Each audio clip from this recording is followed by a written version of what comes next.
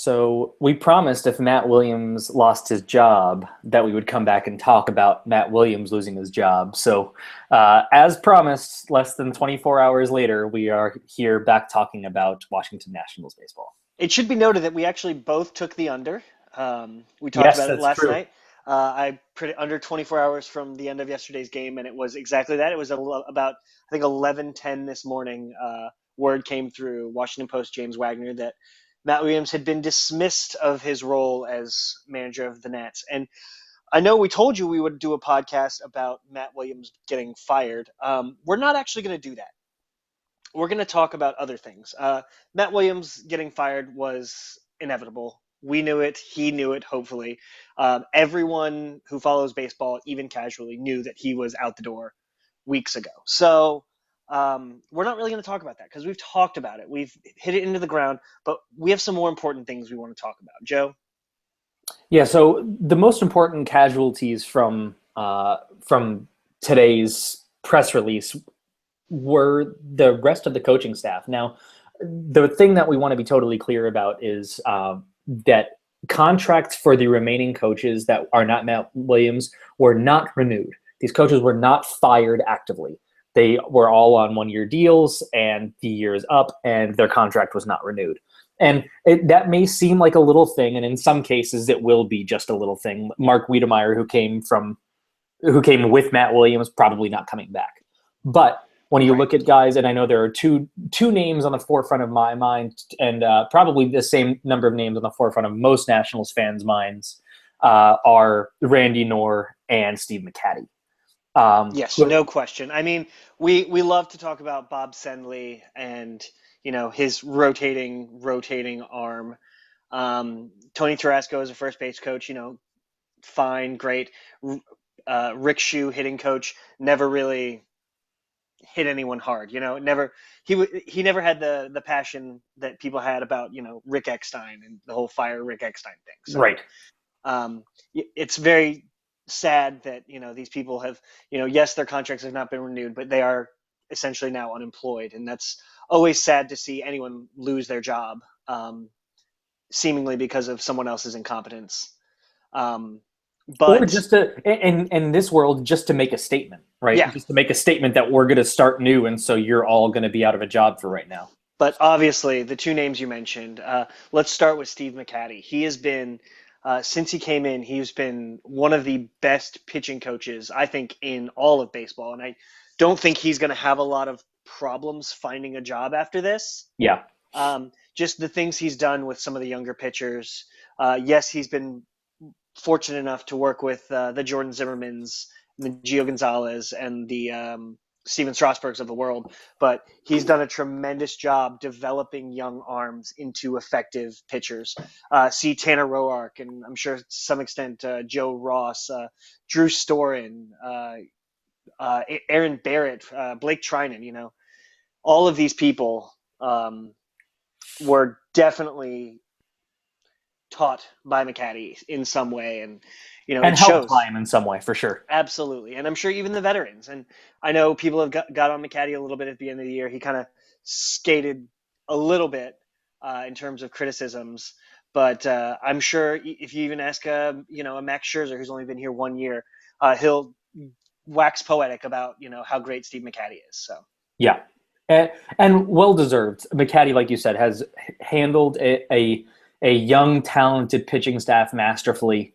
And I think there's a lot of trust going on with pitchers there. And I think he'll be one of the two people most missed by players as well, for the long-term impact that he's had on the team and on the young pitching talent, like you said. But on the other side, you have a guy who could not possibly be more well-regarded throughout the organization, from veteran players to young players, every possible way you could look at it. By all accounts, the runner-up for the 2013 managerial job for the Nationals, and that's obviously Randy Knorr. yes, Randy Knorr. Been with the organization a long time, and he's been a soldier. He's been anyone that knows me knows I don't use that term lightly. He has been through thick and thin with this ball club, for this ball club, working his way up from the very bottom to make it to bench coach under multiple managers. And he is beloved in the clubhouse. He is respected. He is a brilliant baseball man. He's a lifer. He's exactly what you want in a manager, in a bench coach. Absolutely. No question. Um, it's a shame to see him go. It's been a rough year for him. And I'm sure there are people out there that see the tragedy that happened in the middle of the year where he lost his wife unexpectedly. That was almost a turning point, and that was kind of like a heart and soul thing happening to the Nationals this year. Getting your bench coach. Your basically the bench coach is that buffer between the manager and players. Yeah, He's the guy you go to if you're in trouble. You don't go to the manager, you go to the bench coach. and that's what Barry Svrluga's series outlined pretty clearly in that final part of the series about how players really trusted Randy Knorr, but maybe not as much with Matt Williams. But Randy Knorr, like you said, is that buffer. He is that guy that the players trusted. So something happening along the lines of that, where he was gone, and then he did come back eventually, but he probably never actually was able to come back just because of the trauma that he had to endure and the heartache and all of that. And that, if you've read anything about the Nationals in the past week, it's a family. I mean, these, like we talked about last night, these people spend so much time together, and Randy Knorr was almost like a father figure, I'm sure, to some of these people. Ian Desmond, of course, especially. Yes. So it's a shame to see him gone. Mike Rizzo said today in his press conference that he will be considered for the managerial position, which is a wonderful thing for him. I want nothing more than for him to stay in the Nationals organization, because I think he's the kind of person that this organization needs. And if you want to have a respectable organization, he's the kind of person you have to have. I would not blame him if he wanted a clean start as well. Yeah. Like I said, all the trauma, all the memories, everything, just take this and close that chapter for him and start somewhere else. There's a lot of weird things about that situation for Knorr that really has to be considered. And I agree with everything you said. I think that he would be a great addition for the Nationals as a manager if they decided to go that way. There's obviously concerns, which we'll get into, but when you look at a guy who knows the organization, that knows the players, that has the trust of the players, it's huge to have a guy like Randy Knorr in that position. That being said, he was passed over for the job 2 years ago for a guy that they just fired. And yes. It's hard to – he was willing to, for the better of the team, to stick around with a guy that beat him for the job. And if that doesn't speak to his character, I don't know what does. To say, I will stick around and help this guy try to take this team to the next level, despite the fact that I don't know him and I was trying for the same position. And I think that speaks a lot to his character. That said, I think that is why he would probably not want to come back. I think honestly, any outside hire would be stupid not to ask. Any outside hire is almost certainly going to ask. And he, I don't know, maybe he just feels an affinity and a loyalty to the area and to the organization. Maybe he would consider staying. But it just seems like he did his part the right way to stick around and hopes that the job would be his next. And if he doesn't get offered that job basically immediately, it's hard to blame him for saying, thanks, but no thanks, and I'm going to move on from this organization. And I wouldn't blame him in any way, shape, or form for making that decision. Yeah. We both mentioned last night we don't think he will be offered the managerial position. And it was almost, yes, he was mentioned by Mike Rizzo as being considered, but Rizzo also said major league experience was a big thing for him. So And I think going forward, I think the main reason that this entire coaching staff had their contracts not renewed, on top of Williams being fired, is they don't want to make the same mistake they made with Matt Williams. They want to have a manager that can come in and name people that he trusts. And I think that you're going to open the doors to far more managerial options when you tell a manager that's coming in that they can name all of their coaches and bring in people that they will trust inside their organization, people that they can rely on when things are happening, that they're going to get stuff when something's happening on the other end of the bench, that a coach is going to come over and say, hey, this is happening. You can't let this guy go back out there. And that was a great point made by Ken Rosenthal on Twitter earlier today. Matt Williams hired one person. Yes. He inherited everyone else. And that's a tough situation to come into an already existing culture and take it over, with people you don't know that you are supposed to rely on. So obviously not a great situation. And once again, I think it's something that Mike Rizzo and the Learners are trying to avoid in every way possible. Yeah, I agree. And so going forward, the Nationals are obviously going to look at internal candidates. Let's start with external candidates. I'm sorry, external candidates. But let's start with the final internal candidate. Was what I was trying to say. Do you think that I do believe that Randy Knorr, if he wants the interview, will get the interview. Do you think that he has any chance at earning the job? I think he does. And the only reason I say that, I give him about, I don't know, maybe even as high as 20%. Sure.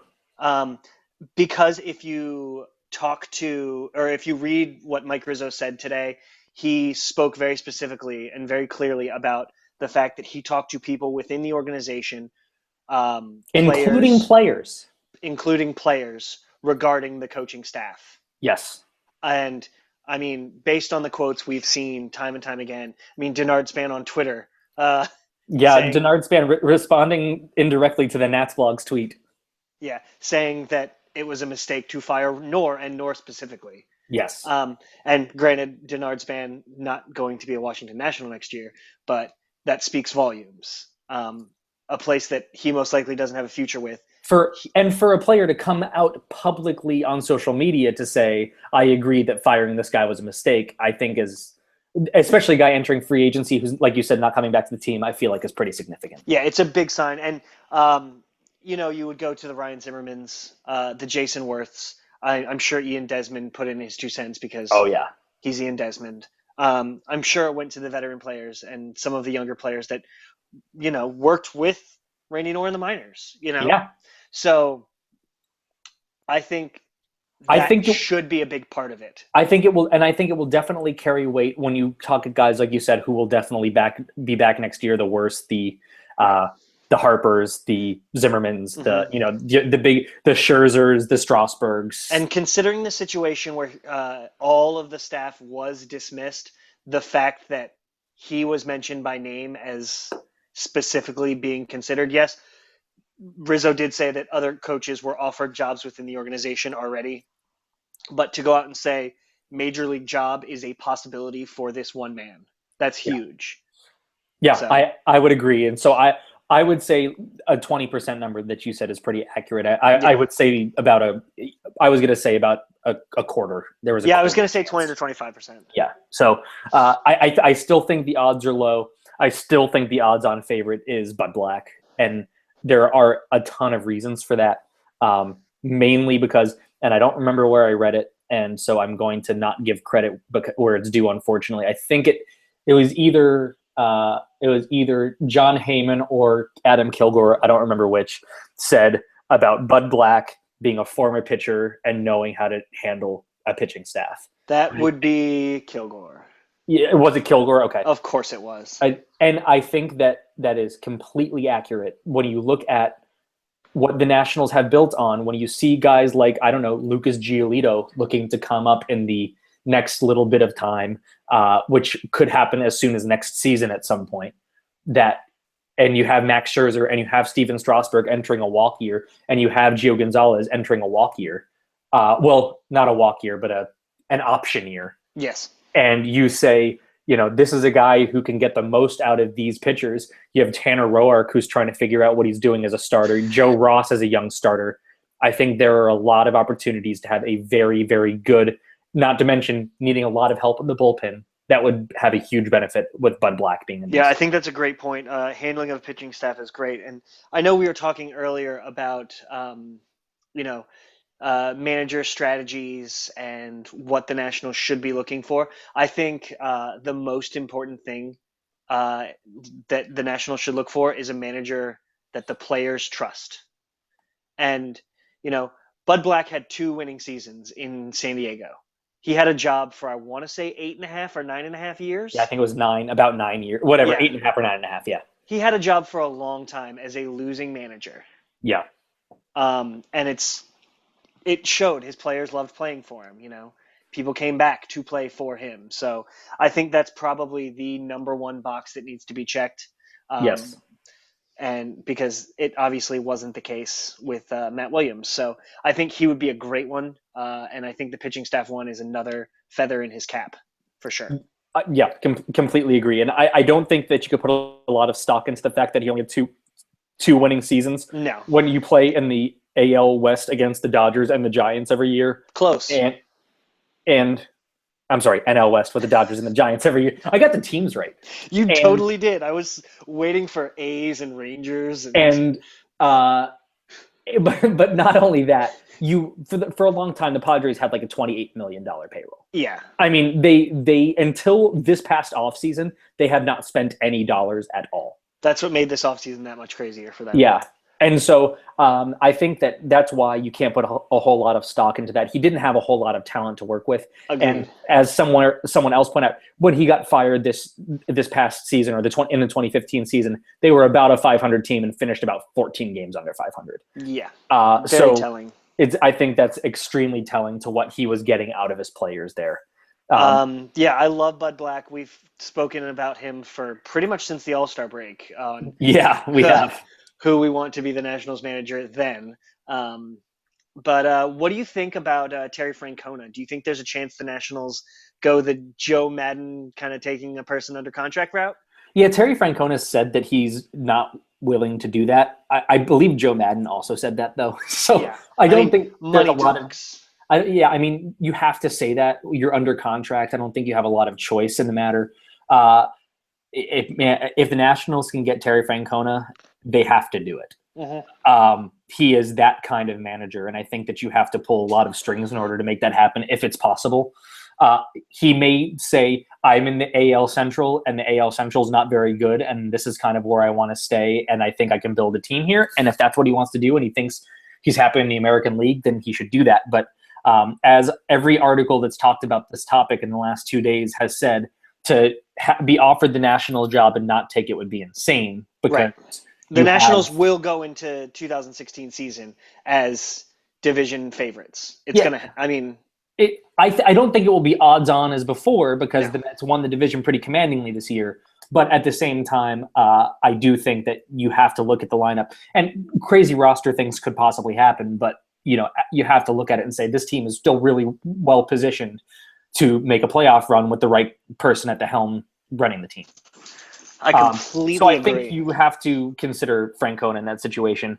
A name that has really been brought up quite a bit, and I don't want to spend too much time on it, hopefully, is Dusty Baker. No.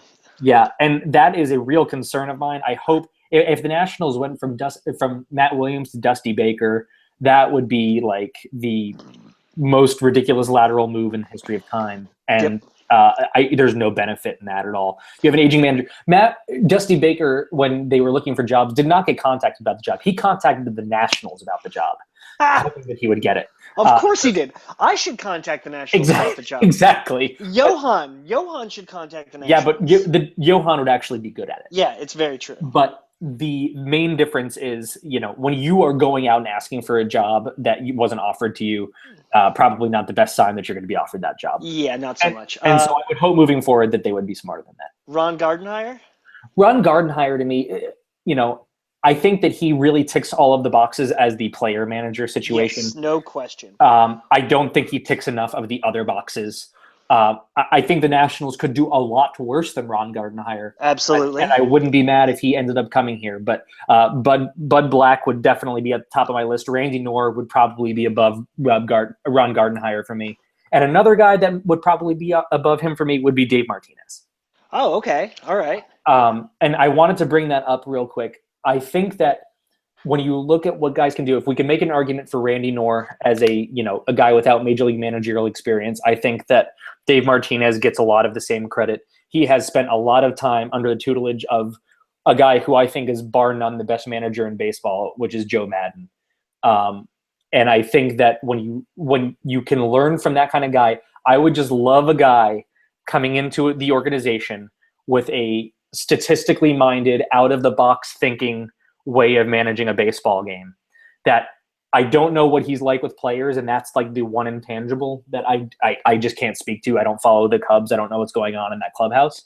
But I think that a guy like Dave Martinez, who, like I said, really thinks outside the box, who's going to be willing to hit a pitcher eighth and be willing to make weird shifts and be willing to do a whole bunch of things, I think would be a welcome change. And I think that it would be intriguing to see a guy, really Joe Madden's first big, apprentice get a managerial job. Yeah, I totally think that's a great idea. I think that's a good stopping point for sure.